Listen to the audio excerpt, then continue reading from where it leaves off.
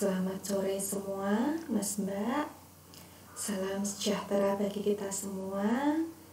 Hari ini, Mas Mbak semua, kita di pertemuan pertama untuk mata kuliah ya PPKN ya, yaitu pastinya di materi pertama ini nanti kita membahas tentang materi landasan hukum dan sejarah pendidikan kewarganegaraan. Mas Mbak semua, sebelum kita mulai, marilah kita harus bersama-sama ya, dimana kita itu harus memahami, Mas Mbak semua, nanti Anda harus login di Siakat ya, presensi di Siakat. Jangan lupa Anda presensi di Siakat karena pastinya untuk Anda dinyatakan untuk hadir di dalam mata kuliah PKN ini. Oke, Mas Mbak semua, dimana materi landasan hukum dan sejarah pendidikan kewarganegaraan ini, Mas Mbak semua, untuk landasan ilmiahnya itu dasar pemikiran pendidikan kewarganegaraan. Setiap warga negara dituntut untuk dapat hidup berguna dan bermakna bagi negara dan bangsanya, serta mampu mengantisipasi perkembangan dan perubahan masa depannya. Untuk itu diperlukan pembekalan ipteks yang berlandaskan nilai-nilai keagamaan, nilai-nilai moral, dan nilai-nilai budaya bangsa. Nilai-nilai dasar tersebut berperan sebagai panduan dan pegangan hidup setiap warga negara dalam kehidupan bermasyarakat, berbangsa, dan bernegara. Objek material adalah bidang sasaran yang dibahas dan dikaji oleh suatu bidang atau cabang ilmu. Objek material PKN adalah segala hal yang berkaitan dengan warga negara yang baik ya. Negara yang baik itu empirik maupun non-empirik, yang meliputi wawasan, sikap, dan perilaku warga negara dalam kesatuan bangsa dan negara. Objek formal adalah sudut pandang tertentu yang dipilih untuk membahas objek material tersebut. Objek formal PKN adalah hubungan antara warga negara dengan negara dan pendidikan pendahuluan bela negara. Objek pembahasan PKN menurut keputusan Dirjen Dikti nomor 267/Dikti/Kep/2000 meliputi pokok bahasan sebagai berikut. Pertama, pengantar PKN ya. Pengantar PKN itu di breakdown jadi sejarah PKN di perguruan tinggi, hak dan kewajiban warga negara, pendidikan pendahuluan bela negara, demokrasi Indonesia, hak asasi manusia. 2. Wawasan Nusantara. 3. Ketahanan nasional. 4. Politik dan strategi nasional. B. Rumpun keilmuan. Pendidikan kewarganegaraan dapat disejajarkan dengan civic education yang dikenal di berbagai negara. PKN bersifat interdisipliner, antar bidang, bukan monodisipliner. Karena kumpulan pengetahuan yang membangun ilmu kewarganegaraan diambil dari berbagai disiplin ilmu seperti hukum, politik, administrasi negara, sosiologi, dan sebagainya. C. Ini adalah landasan hukum. Salah satu landasan hukumnya yaitu Undang-Undang Dasar 1945. Yang A ini adalah alinea kedua, dan keempat yang memuat cita-cita dan tujuan nasional Indonesia. B. Pasal 27 ayat 1 menyatakan bahwa segala warga negara bersamaan kedudukannya di dalam hukum dan pemerintah serta wajib menjunjung hukum dan pemerintah itu dengan tidak ada kecualinya. C. Pasal 30 ayat 1 menyatakan bahwa tiap-tiap warga negara berhak dan wajib ikut serta dalam usaha pembelaan negara. D. Pasal 31 ayat 1 menyatakan bahwa tiap-tiap warga negara berhak mendapatkan pengajaran. Ya. Sejarah pendidikan kewarganegaraan di perguruan tinggi. Perkembangan PKN sejak pemerintah Orde Lama, Orde Baru, dan Reformasi, dasar hukum PKN, serta peran PKN dalam menghadapi tantangan masa depan bangsa Indonesia di era globalisasi. Ya. Pendidikan pendahuluan dari kita lihat di sini ada walawa, pendidikan kewiraan, ya, PKN, kemudian masyarakat instansi, TK, SD, SMP, ya. Kemudian historis ini pastinya yuridis dan tantangan masa depan. Dari sejarah pendidikan kewarganegaraan di perguruan tinggi, Mas Mbak semua ya. Nanti dari walawa itu nanti akan dijelaskan ya. Nah, Mas Mbak semua di sini Anda bisa mengetahui bahwa sejarah pendidikan kewarganegaraan di perguruan tinggi itu pastinya di sini dilihat dari perkembangan PKN itu sendiri ya. Karena perkembangan PKN pastinya Mas Mbak semua ya dari pemerintah Orde Lama, Orde Baru, dan Reformasi. Pastinya di dasar hukum PKN itu sendiri serta PKN itu bisa menghadapi tantangan masa depan bangsa Indonesia di era globalisasi ini, gitu ya. Kemudian walawa. Walawa ini adalah wajib latih mahasiswa. Wajib militer di Indonesia dikenal dengan walawa atau wajib latihan mahasiswa. Berlaku pada tahun 1968, merupakan hasil kerjasama antara Departemen Pertahanan dan Departemen Pendidikan Kebudayaan. Diberlakukan di 8 perguruan tinggi negeri, yaitu Universitas Indonesia, Universitas Pajajaran, Universitas Gadjah Mada, Universitas Airlangga, Universitas Sriwijaya, Universitas Brawijaya, dan Universitas Hasanuddin, serta Universitas Sumatera Utara. Inilah Mas Mbak semua PKN ya. Ini diberlakukan di 8 perguruan tinggi itu tadi. Mohon maaf, bukan PKN-nya, tetapi wajib militer di Indonesia ya, wajib latih mahasiswa itu ya diberlakukan di 8 perguruan tinggi negeri seperti itu ya. Kemudian untuk pendidikan kewiraan.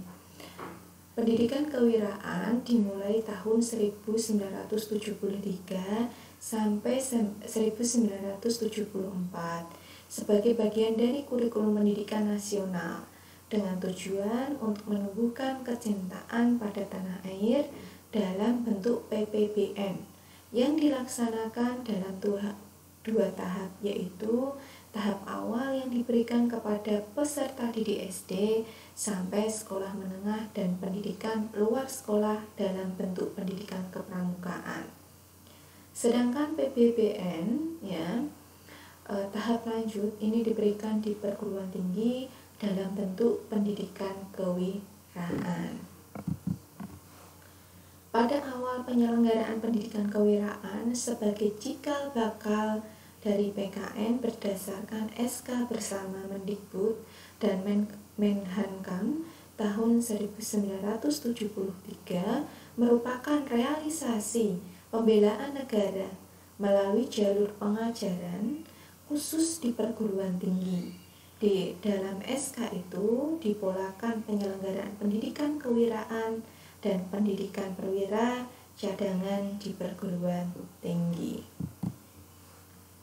Dalam pelaksanaannya, pendidikan Pancasila adalah mata kuliah yang dikembangkan berdasarkan konsep kurikulum 2013 dan dipertimbangkan kerangka kualifikasi nasional Indonesia sebagai rujukan kriteria kualitas lulusan. Visi dan misi pendidikan Pancasila. Visi terwujudnya kepribadian sivitas akademika yang bersumber pada nilai-nilai Pancasila. Misi A. Mengembangkan potensi akademik peserta didik. Misi psikopedagogis, ya. Kemudian B. Menyiapkan peserta didik untuk hidup dan berkehidupan dalam masyarakat, bangsa, dan negara. C. Membangun budaya berpancasila sebagai salah satu determinan kehidupan. D. Mengkaji dan mengembangkan pendidikan Pancasila sebagai sistem pengetahuan terintegrasi atau disiplin ilmu sintetik, ya. Kemudian untuk tujuan pendidikan Pancasila. Dengan penyelenggaraan pendidikan Pancasila di perguruan tinggi, diharapkan dapat tercipta wahana pembelajaran bagi para mahasiswa untuk mengkaji Pancasila secara akademik dan menjadikan Pancasila sebagai perspektif untuk mengkaji, menganalisis, dan memecahkan masalah-masalah bangsa dan negara. Inilah tujuan dari pendidikan Pancasila. Tujuan pendidikan Pancasila ini, Mas Mbak semua, ya, pastinya untuk perguruan tinggi itu adalah pembelajaran yang mengkaji Pancasila secara akademik, ya. Kemudian dilihat dari perspektifnya itu bisa mengkaji, menganalisis, memecahkan masalah-masalah bangsa dan negara. Kemudian untuk pendidikan Pancasila sebagai bagian dari pendidikan nasional bertujuan untuk mewujudkan tujuan pendidikan nasional. Sistem pendidikan nasional yang ada merupakan rangkaian konsep, program, tata cara, dan usaha untuk mewujudkan tujuan nasional yang diamanatkan Undang-Undang Dasar Negara Republik Indonesia tahun 1945, yaitu mencerdaskan kehidupan bangsa. Dengan demikian, tujuan pendidikan Pancasila di perguruan tinggi pun merupakan bagian dari upaya untuk mencerdaskan kehidupan bangsa.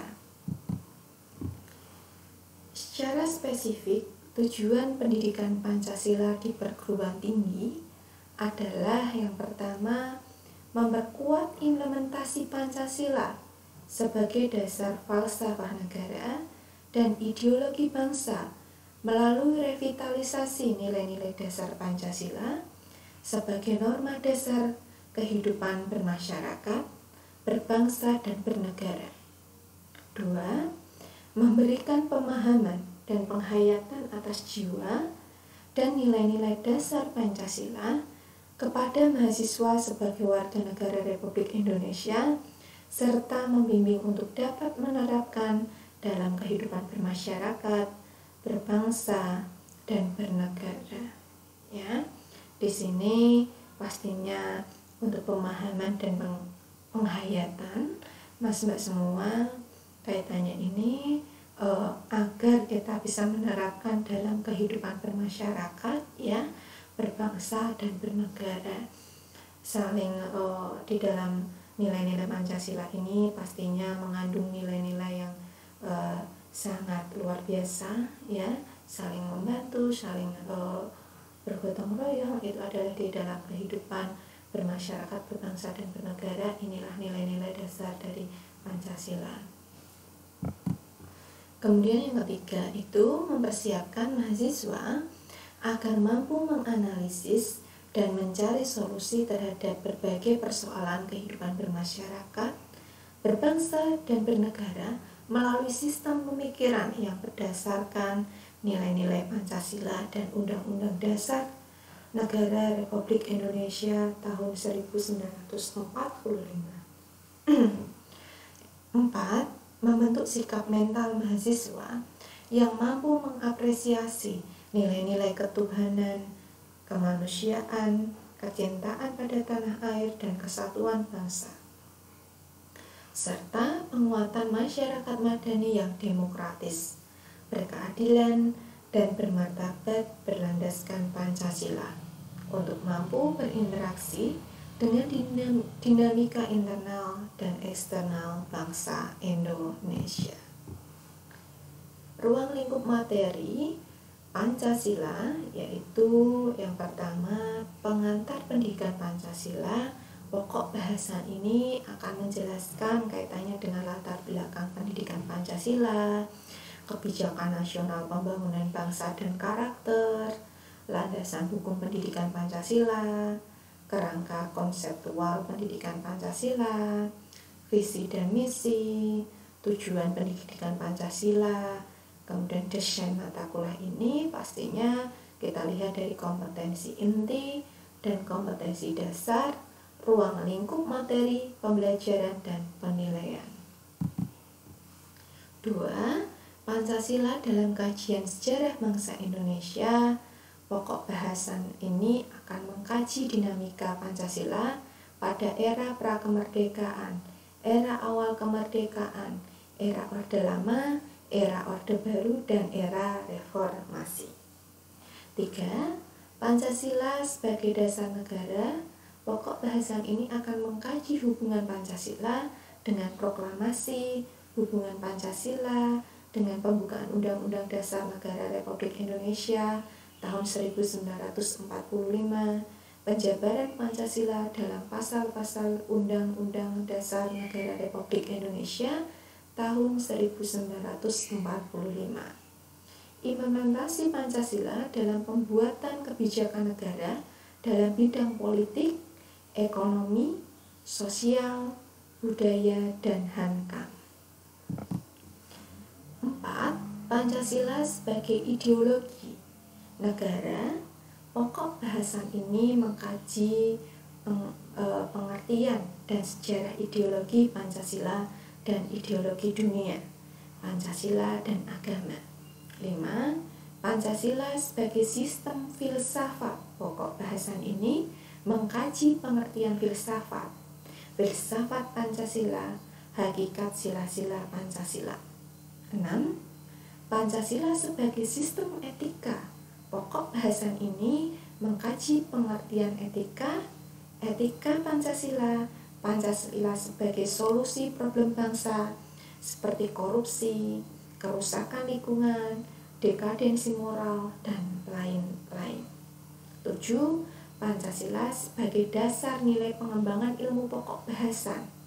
Ya, ini mengkaji nilai ketuhanan, kemanusiaan, persatuan, kerakyatan, keadilan sebagai dasar pengembangan ilmu. Mas Mbak semua, yang Bu Siti sampaikan itu tadi kaitannya dengan landasan hukum dan sejarah pendidikan kewarganegaraan ini, ya, di mana saya memberikan soal, ya, jawablah pertanyaan di bawah ini dengan baik, dengan benar. Yang pertama, jelaskan dasar pemikiran pendidikan kewarganegaraan di perguruan tinggi. 2. Sejarah pendidikan kewarganegaraan di perguruan tinggi itu nanti Anda jelaskan, ya. Sejarahnya pendidikan itu di perguruan tinggi kaitannya dengan pendidikan kewarganegaraan itu seperti apa, gitu ya. Mas Mbak semua, dari kita membahas, ya, kaitannya dengan landasan hukum dan sejarah pendidikan kewarganegaraan ini, pastinya di sini kita sama-sama mengkaji, ya, mengetahui sejarahnya, ya, kaitannya dengan sejarah yang sudah disampaikan itu tadi. Semoga Mas Mbak semua semakin memahami, ya, karena ini menjadikan PR kita bersama, ya, dimana kaitannya dengan sejarah ini kita bisa memotivasi, kita bisa mengetahui, kita akan lebih kaitannya dengan cinta tanah air, seperti itu, ya. Oke Mas Mbak semua, saya rasa sudah cukup untuk pertemuan kali ini kaitannya dengan materi yang saya sampaikan, di mana materi ini kaitannya dengan landasan hukum dan sejarah pendidikan kewarganegaraan. Di sini saya rasa sudah cukup. Terima kasih atas perhatiannya. Selamat sore. Wassalamualaikum warahmatullahi wabarakatuh.